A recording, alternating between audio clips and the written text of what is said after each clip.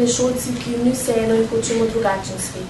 Spremeniti ga želimo spletnim časopisom, v katerem drzno razkrivamo svet, ki ga živimo. Nasilje med mladimi, izkušnje z mamili, ljubezenske zaplete, aktualno svetovno politiko. Zaradi svoje zagnanosti pa večkrat zabredemo v težave. Med glavnimi junaki se spletajo zavezništva in ustvarjajo trenja. Srečajo se s prvo ljubeznijo in seksom. Geniji brez hlač, kako da ste se odločili za tak naslov za vašo knjigo? Pred mnogimi leti sem napisal knjigo Geniji v kratkih hlačah. Dekletom in fantom je bila všeč, zato sem potem napisal knjigo Geniji v dolgih hlačah.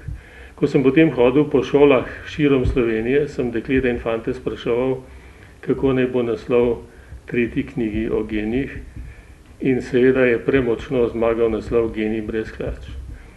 Ko sem bil majhen, sem ubogal starejše, zdaj, ko sem starejši, ubogam mlade, in zato sem tretji knjigi o genijih dal tak naslov. Junaki, ki nastopajo v vaših knjigah, so izmišljeni ali jih poznate iz vašega življenja? Večina junakov v mojih knjigah je napol izmišljenih, napol resničnih in bralec mora sam ugotoviti, kjer del je resničen in kjer je izmišljen. Z junaki na papirju je zelo lahko, ker jih bistveno lažje spreminjaš kot dekleta in fante v resničnem življenju. In seveda, če mi kakšen junak skuša uiti iz rok, ga mirno lahko ujamem, mu navijem ušesa, ga izboljšam.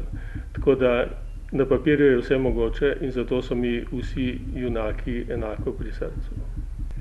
Jaz pišem samo za otroke od 9. do 99. leta. Če naletim kje na koga, ki je mlajši od 9 let in bere moje knjige, mu na licu mesta dovolim branje.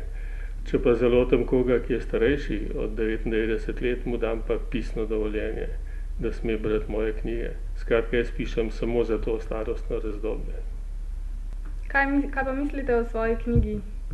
Ja, ta knjiga Geniji brez hlač je nekako padla v čas krize, ko je vsem težko. Jaz upam, da življenje ne bo vsem sleklo hlač zaradi težav, ampak mišljeno je bolj tako, da dekleta in fantje, ko odrastejo, se srečujejo z mnogimi vprašanji, se znajdejo na čistini in tam ni več posebnih izgovorov in zato pač se znajdeš brez hlač in moč reagirati, kako je potrebno.